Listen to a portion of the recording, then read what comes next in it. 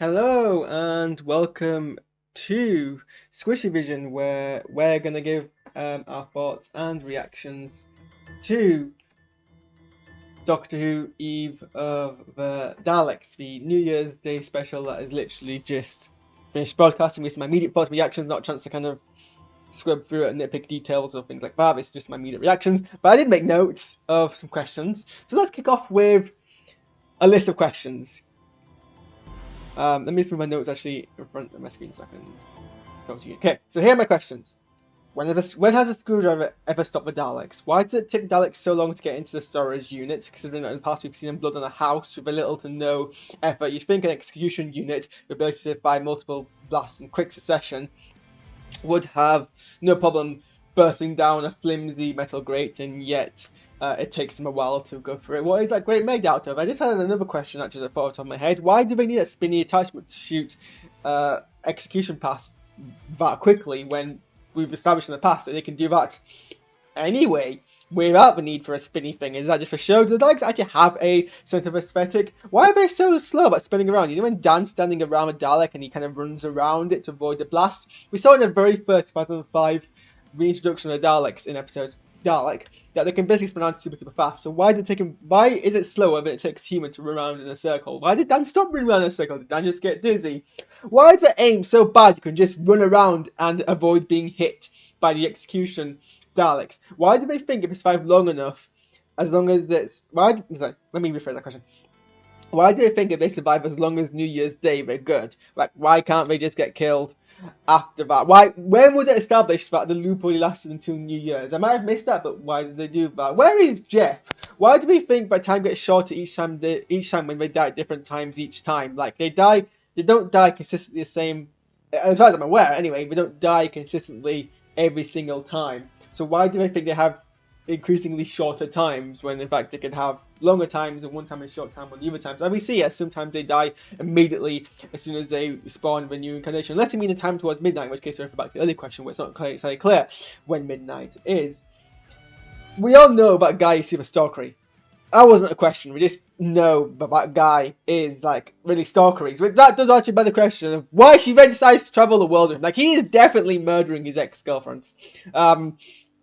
But also if he wasn't, I mean, look, I'm a massive weirdo. I'm also someone who gets fully really obsessed with people at times. It's not entirely healthy. But you know, you mitigate that. Even someone like me is aware of that, and you mitigate it, right? You just... Why do they just all leave? Like, when that guy kills both Daleks, why did they just leave? Like, what was the... Like, I get there was a whole speech about, you know, being clever and long term, but as far as I'm aware, if they leave the place, they're fine. How do they do whatever they all did and why at the last minute? Like, the last minute was just kind of like, things happening, success, win. Those are my questions and my issues, and I've dropped ketchup on myself, so we're gonna clean that up real quick. Yeah, those are all my questions. Does that mean I didn't like the episode? I mean, I liked it. It had a very simple premise. And I like the fact that, you know, everyone very, very quickly grasped onto what was going on, because I really hate these... Well, not hate, but... Oh, why is an ad playing? I don't hate, but I get kind of tired of stories where the audience knows more than the characters do for too long. So I like the fact that everyone kind of very quickly grasped the situation.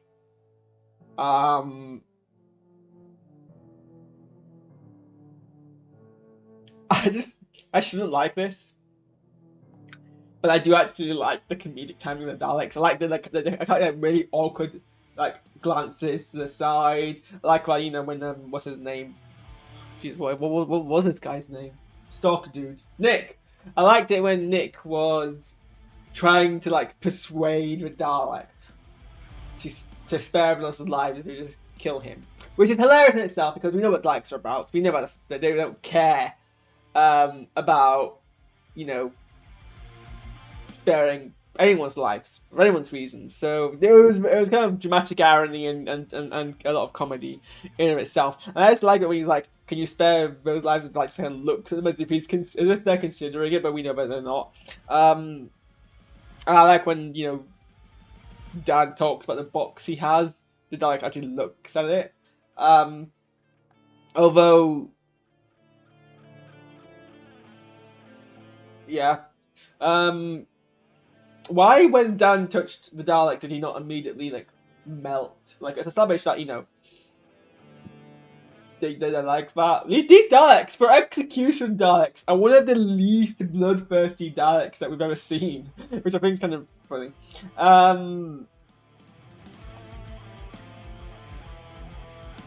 What else? But yeah, no, okay. Well, I've called out. I've nitpicked the episode now. Let's explain what I like about it.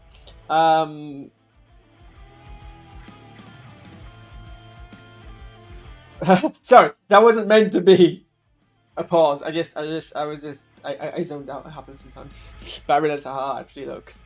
No, I do like the cleverness of it. I do like just a very simple principle, and actually executed fairly well. I mentioned in my description, this is a Groundhogesque timely plot line. It's been done a couple of times.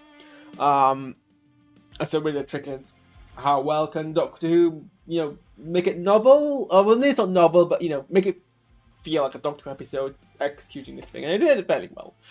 Also, I actually do like the joke Nick made about exterminating Nexus things. That was actually kind of funny. I like how it does pick up after Flux.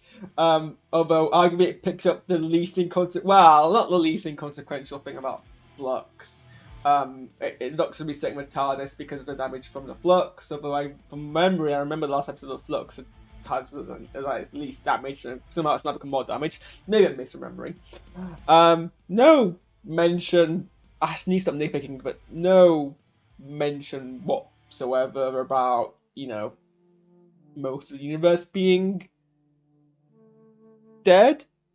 Like I don't know if we're ever gonna explain that.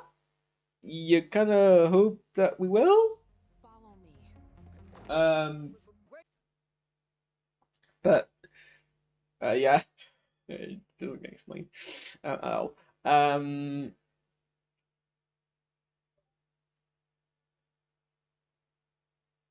What else? I had trouble really following the plot at the end. I think it's the main issue for me. Well, not the main issue, but also, why did like all of the fireworks go off in like a general order of this bit of the fireworks? Although who's that random guy at the end? Then I kind of like the shot of random guy being like, "Haha, these fireworks, and they're all for me." Lol. Like, no, there'll be like other people around. Presumably, it's New Year's in Manchester. There'll be loads of people around. Also, lol, Manchester. Just Manchester in general, really. No, it was enjoyable, and I like the sense of threat, and I just love how everyone was just more or less casually annoyed at being killed, but also somewhat scared about it as well, because I assume it hurts. So, I do kind of like that kind of balance. Like, I like how it wasn't an episode that really took itself terribly seriously. I don't think you can do a time loop episode and take yourself entirely seriously. One really good time loop episode was the time loop episode that Agents of S.H.I.E.L.D. did in its final season, and very quickly it kind of turned into a farcical affair. So I think you have to be farcical, and I think that's ultimately the stuff that isn't going to take itself too seriously, and I kind of like that. And I enjoyed watching episode and not having to think about the bigger consequences of things, because really there isn't really much consequences to this episode apart from the romance subplot, which I guess I have to talk about. Well, I don't have to talk about, it's my channel, screw it, I'm going to talk about that. Actually, I'm going to mention it a little bit, but I'm going to mention basically what I've mentioned every single time I've ever addressed it, never, in that I don't take care for it. I don't think that okay, look, as a viewer, romance isn't a genre I particularly care about. I think it's it's not I just don't care about it. I just don't get invested in people's romantic relationships. So always, I mostly don't get invested in it. There are a few exceptions, but for the most part, I don't know. I come from a culture and personal belief and background about romance being a very personal, intimate thing, and if I don't get that sense of gratification of watching other people bond romantically, I don't get that same investment. That's just a me thing. So in general, I get very bored and turned off and lose interest in kind of these subplots, and I know people get invested in it. But also with Doctor Who, I'm one of those fans who has this idea that the Doctor is meant to be an abstraction of elements. They're protagonists of the show, but they're also the focus of the show. I'm trying to word this in a way which is fairly succinct. Basically, the point I'm trying to make is that I shouldn't get distracted by the music player playing ads. I need to find a better music player. The point I'm trying to make is the Doctor is meant to be this kind of pedestaled being that's like levels of separation from us as the viewer, and the companion is always meant to be the viewer kind of the companion is meant to be the viewer what's the word? I forget the word now. You know, when the plot element, which is a substitute for the audience in the insertion of the audience. So you're kind of being very, to an extent, you're being quite kind of gratuitous if you make your audience surrogate was a word, be in love with the Doctor. I mean, sure, loads of audience members are in love with the Doctor, but if you make your companion explicitly so, it kind of makes it very on the nose. But also, like, this Doctor's like a millennial old, very kind of, I mean, previous showrunners have even, you know, created that sense of kind of messiah nature of a Doctor. So I don't particularly, and I like that kind of, you know, the whole idea of, you know, I like it when they go full force. We have people like previous incarnations of the Doctor be very kind of aware of the power that they hold and using that. I don't like how they then bring it bang on the back. That's the point I've made in the past, and it applies here still. I don't particularly. The only romance that I've ever kind of bought and actually enjoyed, I felt was done well, was between River and between Capaldi's Doctor specifically and River in their Soul episode. I think they did that fairly well. I've mentioned this before, this is romantic episode, but I just thought I'd mention it because, you know, that's probably the only, well, that's potentially the only lasting impact, or otherwise it never gets brought up again. I mean, people have commented on TARDIS posting that Chibnall has introduced this element to the show a few specials before, both, well, at least Whitaker, and it's probably Whitaker is leaving the show. So before these characters are leaving the show, so it's kind of massively inconsequential in the long scheme of things. But also, I don't feel the need to keep bringing in this romance every Doctor. It just doesn't enjoy it. I realize I've been fairly negative around this episode. It kind of applies. I don't actually like it, but I enjoy it. I just don't think there's much to kind of dig apart for why I enjoy it. You know, it was fairly shot well. There was nice cinematography. Although, I mean, I still don't understand why we need to have it a 2-1 ratio, but well, that's I've played about that in 2017, so I need to play back now. But I like the use of the Dutch angle. Then they have the first kind of time loop to establish that everyone's kind of spaced out. I didn't like the slow-mo every time they killed everyone as time was resetting. It just seemed very video gamey. Like, you know, like, say, like in Uncharted when you die. Oh, actually, not Uncharted. This doesn't happen in Uncharted. But in Grand Theft Auto, in GTA 5, when you die in GTA 5, it kind of goes slightly slow-mo as your body goes ragdoll and collapses. This kind of evoked that sense to me, and I kind of it was also very Fortnite. Actually, it was very Fortnitey. You know when the last person wins in Fortnite, everything kind of goes slow mo for a couple of seconds. It was very much like that. I don't think I meant to invoke a Fortnite aesthetic, but it did, and that kind of maybe took me out of the moment. Oh god, something negative, Harris. What do you like of this episode? Think. I have a headcanon that Jeff was actually in the building the entire time because he lives there. So where else he's going to? Well, I suppose out partying, but he could equally, be at home. It seems like a very Jeff thing to do. So he's actually in his living place, but he was in the toilet in that 10-minute period that was kept looping. So every time, when they finally do the building, Jeff died with it. R.I.P. Jeff. And on that note, final end. Let me know what you think, and I will see you guys. What day are we on? This is what happens when my sleep patterns go completely nocturnal. Yeah, I'll see you guys on Wednesday for episode 2 of the Book of Boba Fett, I think. Oh, a Happy New Year, I guess.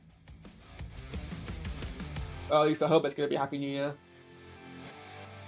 Oops. Not my burger. Yeah. And I don't know. Oh yeah, I'm just talking about the next episode. Actually, it's going to be Return of the Sea Devils. So I don't think I've appeared in New Who yet. They're like a distant cousin or something of the Silurians. But this time with much more faithful kind of reproductions of classic Who, which seems to be patterned with Centaurans. So we'll see how we deal with the Sea Devils. And their kind of revival in New Who. Wasn't really given much more than that. I think they named some historical figures. I don't think they mentioned the date either, but I reckon it's probably going to be Easter, because it's special, so it's going to be kind of seasonal. So we'll get an Easter look at the Sea Devils, because, what says Easter more than fish monsters? Yeah, see you then.